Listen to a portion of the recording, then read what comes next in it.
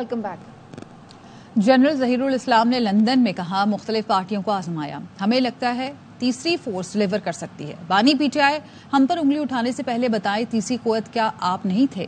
نواز شریف کا پارٹی صدر منتخب ہونے کے بعد خطاب، کہا کیا یہ وہی امپائر کی انگلی تھی؟ آپ کس کی ایما پر کہتے تھے کہ گلے میں رسا ڈال کر وزیراعظم ہاؤس سے نکالیں گے؟ پہلے قوم کو جواب دیں پھر ہم سے بات کرنا۔ مزید کہا امریکی دباؤ کے باوجود ایٹمی دھماکے کیے، جس کے بعد واجپئی پاکستان آئے اور معاہدہ کیا۔ یہ الگ بات ہے کہ ہم نے خلاف ورزی کی، یہ ہمارا قصور ہے۔ لندن پلان بنتا ہے، مبشر لقمان صاحب وہ کہتے ہیں میں اس میٹنگ میں خود موجود تھا، بلکہ ہوٹل کا بل بھی میں نے دیا۔ ایک اپنا جرنیل صاحب تھے، مولانا صاحب آئے تھے کینیڈا سے، عمران خان تھے، چودھری پرویز الہی تھے، ان سب نے مل کے پلان بنایا کہ جی نواز شریف کی حکومت کو ختم کرنا ہے۔ دھرنے دیے آ کے۔ دوسری میٹنگ کی بات کرتا ہے، دھرنوں کے دوران میرے پاس ایک بندہ بھیجا گیا کہ نواز شریف صاحب آپ استعفیٰ دیں اور گھر جائیں، ورنہ تیار رہیں، آپ کے ساتھ وہ سلوک کیا جائے گا جس کو آپ یاد رکھیں گے۔ میں نے کہا جی آپ نے جو کرنا کر لیں۔ نواز شریف نے کبھی استعفیٰ نہیں دیا، وہی اپنا کہتے ہیں میں اس میٹنگ پہ بھی موجود تھا جب وہ شخص آپ سے بات کرنے گیا، پھر واپس آیا تو کہتا ہے کہ نواز شریف تو اپنی جگہ پہ بیٹھا ہے۔ اس کے بعد پھر وہ موصوف یہ کہتے ہیں جو لندن گئے تھے جرنیل ظہیر الاسلام، وہ کہتے ہیں کہ ہم نے مختلف پارٹیوں کو ٹرائی کیا، ہم نے تیسری فورس کو الاؤ کیا۔ وہ تیسری فورس ہمیں لگا کہ شاید ڈلیور کر سکتی ہے، اور وہ سسٹم ہمیں پی ٹی آئی کے اندر نظر آیا۔ عمران خان صاحب آپ سب باتوں کو چھوڑیں، ہمیں تانا دینے سے پہلے یا ہم پر انگلی اٹھانے سے پہلے آپ ہمیں بتائیں یہ تیسری فورس جو ہے وہ آپ نہیں تھے؟ بتا دیں آج، اگر وہ آپ نہیں تھے تو میں سیاست سے ریٹائر ہو کے گھر چل جانے کو تیار ہوں۔ وہ آپ تھے، آپ انہی لوگوں نے آپ کی بنیاد رکھی ہے، آپ کی سیاست کی بنیاد رکھی ہے۔ ہماری حکومت کا تختہ بھی آپ نے الٹوایا ان لوگوں کی مدد سے۔ جمہوریت کو پتری سے بھی آپ نے اکھاڑا، یہاں تک ان کے حوصلے بلند ہو گئے تھے۔ پرائم منسٹر کے ہاؤس کے سامنے دھرنا ہو رہا ہے اور وہ کہہ رہے ہیں کہ نواز شریف ہم تمہارے گلے میں رسا ڈال کر کھینچ کر باہر لے کے آئیں گے تمہیں۔ کس کی وہاں پر اتنی بڑی بڑی دھمکیاں دے رہے تھے؟ کیا یہی وہ امپائر کی انگلی نہیں تھی جس کے عمران بار بار ذکر کرتا ہے، امپائر کی انگلی؟ ان باتوں کا جواب عمران خان صاحب آپ قوم کو دیں، تو اس کے بعد پھر آپ ہم سے بات کرنا۔ پریزیڈنٹ کلنٹن نے کہا نواز شریف صاحب 5 ارب ڈالر دے، آپ برائے مہربانی ایٹمی دھماکے نہ کریں۔ ہم نے ایٹمی دھماکے کر ڈالے، انڈین پارلیمنٹ میں یہ خبر دی گئی، پاکستان نے دھماکوں سے آج جواب دے دیا ہے ہمارے دھماکوں کا۔ اس کے بعد پھر واجپئی صاحب لاہور تشریف لائے اور ہم سے آ کے یہاں پہ معاہدہ کیا۔ یہ الگ بات ہے کہ ہم نے معاہدے کی خلاف ورزی کی، اس میں ہمارا قصور ہے۔ نواز شریف بلا مقابلہ مسلم لیگ نون کے صدر منتخب۔ نواز شریف کے مقابلے میں کسی امیدوار نے کاغذات نامزدگی جمع نہیں کرائے۔ نون لیگ کے چیف الیکشن کمشنر رانا ثناء اللہ نے جنرل کونسل اجلاس میں نواز شریف کے صدر منتخب ہونے کا اعلان کیا۔ جنرل کونسل ارکان نے کھڑے ہو کر نواز شریف کے بطور صدر انتخاب کی توثیق کی۔ وزیراعظم شہباز شریف نے نواز شریف کو گلے لگا کر مبارکباد دی۔ احسن اقبال نے نواز شریف کے صدر منتخب ہونے کی قرارداد جنرل کونسل میں پیش کی، جسے متفقہ طور پر منظور کر لیا گیا۔ قرارداد میں کہا گیا ہے کہ 2017 میں نواز شریف کو ایک سازش کے تحت پارٹی صدارت سے ہٹایا گیا۔ نواز شریف نے تمام سازشوں کا مقابلہ کیا اور سرخرو ہوئے۔ نون لیگ کی مجلس عاملہ کو میاں نواز شریف پر مکمل اعتماد ہے۔ یہ اجلاس نواز شریف کو پارٹی آئین کے تحت عہدیداروں کے تقرر کے اختیارات تفویض کرتا ہے۔ جنرل کونسل کا یہ اجلاس محمد نواز شریف کو پارٹی آئین کے آرٹیکل 43 کے تحت اختیارات تفویض کرتا ہے۔ یہ ایوان متفقہ طور پر اس قرارداد کو منظور کرتا ہے۔ نواز شریف نے اپنے خطاب میں ناراض رہنماؤں شاہد خاقان عباسی اور مفتاح اسماعیل کے بھی نام دیے، جس پر حنیف عباسی چونک گئے۔ نواز شریف نے کہا شاہد خاقان عباسی اور مفتاح اسماعیل نے ان کے ساتھ جیلیں کاٹی لیکن اف تک نہیں کی۔ اقبال صاحب نے کہا ہے کہ آپ خاموشی اختیار کریں۔ آسن اقبال صاحب، ثاقب نثار نے مجھے زندگی بھر کے لیے مسلم لیگ کی صدارت سے ہٹا دیا تھا، یہ واپس لے کے آئیں تو خاموش کیوں بیٹھیں؟ ان کو خوشی منا لینے دیں۔ آپ نے جشن منانا ہے تو اس لیے کہ ثاقب نثار کا فیصلہ ردی کی ٹوکری میں ڈال دیا گیا ہے۔ بڑے نشیب و فراز آئے لیکن شہباز شریف صاحب پورے استحکام کے ساتھ کھڑے رہے۔ بہت سارے لوگوں نے میرے درمیان اور شہباز شریف صاحب کے درمیان دراڑیں ڈالنے کی کوشش کی. آفرین ہے شہباز شریف صاحب پر کہ وہ ڈولے نہیں, نہ جھکے نہ بکے, اپنے بھائی کے ساتھ کھڑے رہے. ہمارے ایک دوست شاہد خاقان عباسی بھی ہیں جنہوں نے بڑی مصیبتیں جھیلی ہیں. 1999 میں میرے ساتھ جیلیں کاٹی ہیں, کبھی انہوں نے اف تک نہیں کی, بڑی بہادری کے ساتھ کاٹی ہیں. پھر مفتاح اسماعیل صاحب انہوں نے جیل کاٹی ہے. وزیر اعظم شہباز شریف کی نواز شریف کو مسلم لیگ نون کا صدر منتخب ہونے پر مبارکباد. جنرل کاؤنسل اجلاس سے خطاب میں کہا آج مشورے ہو رہے ہیں کسی طرح بانی پی ٹی آئی کی ضمانت ہو جائے. عدلیہ سے درخواست کرتا ہوں مہربانی کریں, پاکستان میں دوبارہ ترقی نہ آئی تو جج ہوگا نہ کوئی سیاست دان. دشمن نے 2018 میں جیتے ہوئے الیکشن کو شکست میں بدلا. بانی پی ٹی آئی نے لندن میں بیٹھ کر فوج, شہداء اور غازیوں سے متعلق زہر اگلا. بانی پی ٹی آئی نے ایسی زبان استعمال کی کوئی اور ہوتا تو آپ کی زبان کاٹ دیتا.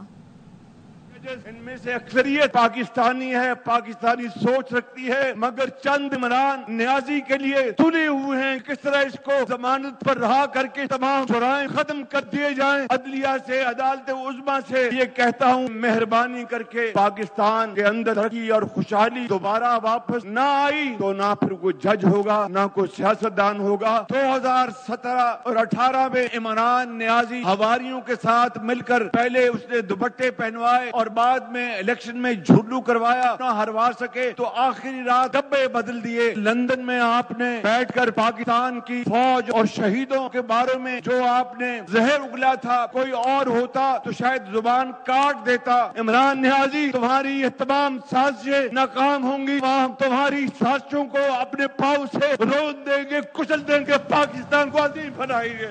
نون لیگ کے چند رہنما نواز شریف کو پھر وزیر اعظم بنانے کے لیے سرگرم ہو گئے. ذرائع نے بتایا کہ نواز شریف کو پارٹی صدارت ملنے کے بعد متعلقہ رہنما اہم ترین حکومتی عہدے کی مہم چلائیں گے. چند روز قبل نون لیگ کے کچھ وفاقی وزراء نے اسلام آباد کی اہم محفل میں اس خواہش کا اظہار کیا تھا. ایک وفاقی وزیر نے کہا چاہتے ہیں ملکی معاملات بہتر کرنے کے لیے نواز شریف کو ہی وزیر اعظم بننا چاہیے. اس محفل میں بیرونی ممالک کی شخصیات بھی موجود تھیں. ذرائع نے یہ بھی بتایا کہ نون لیگ کی ایک اہم ترین شخصیت نواز شریف کو وزیر اعظم بنانے کی مخالف ہے. وزارت عظمیٰ پر نواز شریف نے ابھی اپنی رائے کا اظہار نہیں کیا. واپس آئیں گے اس بریک کے بعد, ہمارے ساتھ رہیے. وزیر اعلیٰ کے پی ثوابی میں جلسے سے خطاب کر رہے ہیں. احساس کرو اس بات کا, خدمت کرو اس عوام کی, آپ خادم ہو اس عوام کے, ان کے ٹیکس کے پیسوں سے آپ کو تنخواہ ملتی ہے, آپ کو مراد ملتے ہیں. آپ لوگوں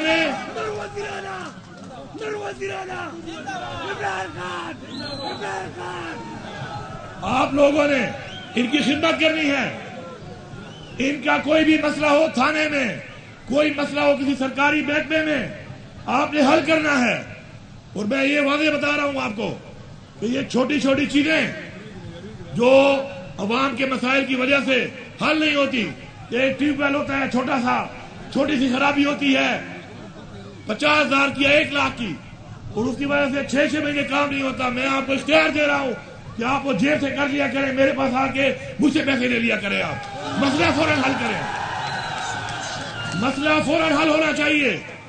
ایکسین صاحب یہ روڈ تو میں بنا لوں گا, جو بھی CW کے ایکسین ہے یہاں پر, لیکن کچھ جگہوں پہ روڈ کے درمیان میں جو کھڈے ہیں, کسی پہ 5,000 کا خرچہ ہے, کسی پہ 20,000 کا خرچہ ہے, کسی پہ 50,000 کا خرچہ ہے. دوبارہ اگر میں آؤں تو یہاں پہ مجھے کھڈا نظر نہ آئے جب تک روڈ نہیں بنتا. یہ کھڈے آپ بھر سکتے ہو.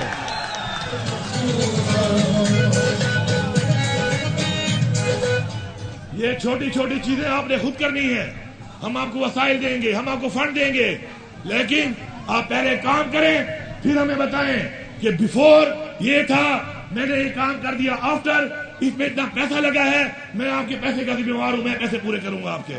عوام کا مسئلہ حل ہونا چاہیے. اس کے علاوہ میں پولیس کو بتا رہا ہوں, آئس فروش مجھے نظر نہ.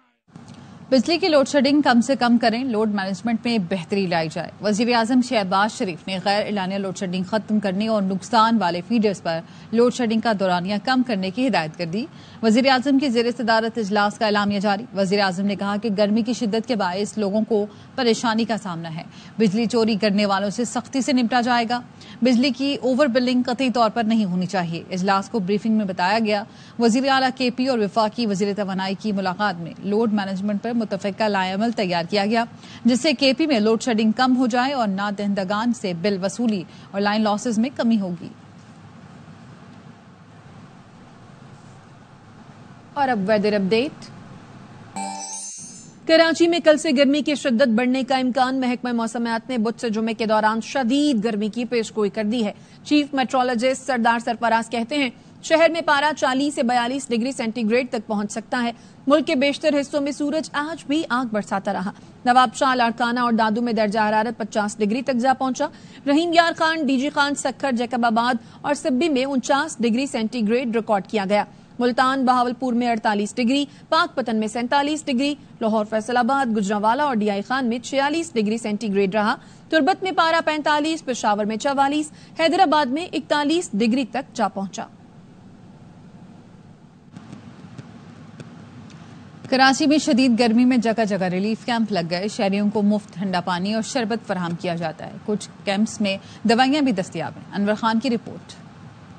سخت گرمی اور حبس کے موسم میں ٹھنڈا پانی اور شربت دوران سفر مل جائے تو یہ بہت بڑی نعمت ثابت ہوتی ہے. یہ خدمات فراہم کرنے میں شہر میں لگائے ایک کیمپ کلیدی کردار ادا کرتے ہیں. یہ اچھا اقدام ہے، یہ ہونا بھی چاہیے. گرمیوں میں ویسے بھی لگنا چاہیے، ہیٹ اسٹروک کے علاوہ بھی ہونا چاہیے. گرمی بہت زیادہ ہو رہی ہے تو ڈاکٹر نے یہ بولا ہے کہ ہیٹ اسٹروک ہو رہی ہے. پانی کا بندوبست کیا ہے ان لوگوں نے، ان کا بہت شکریہ ہے. پانی بھی دینا ہے، شربت بھی دینا ہے. یہاں بھی رائڈ لے کے جائے بندے کو پریشانی ہو، پانی پی سکتا ہے، ORS وغیرہ لے کے پی سکتا ہے. ڈاؤ یونیورسٹی آف ہیلتھ سائنس کی جانب سے یومیہ ہزاروں مفت پانی کی بوتلیں کی فراہمی کا سلسلہ بھی سول اسپتال کے باہر جاری ہے. اگر کوئی بندہ جو ہے وہ افیکٹ ہوتا ہے ہیٹ اسٹروک سے تو امیڈیٹ اس کو فرسٹ ایڈ دینے کے بعد جو ہمیں یہاں پہ قریبی ہاسپٹل ہے جیسے سول ہے، ٹراما ہے، تو ہم وہاں پہ جو ہے وہ پیشنٹ کو شفٹ کرتے ہیں. سماجی خدمت کے جذبے نے شہریوں کی بڑی تعداد کو ڈی ہائیڈریشن سے محفوظ کر رکھا ہے. ہیٹ اسٹروک کیمپ اس حوالے سے اہمیت کا حامل ہے کہ سڑک سے گزرنے والے ہزاروں افراد اس سے مستفید ہوتے ہیں. کیمرامین محمد حنیف کے ساتھ Anwar Khan, ARY news, Karachi. Traffic police والے شدید گرمی میں جھلستے ہوئے اپنے فرائض انجام دیتے ہیں. حکومت یا ڈپارٹمنٹ کی طرف سے دھوپ سے بچنے کے لیے کوئی سہولت میسر نہیں.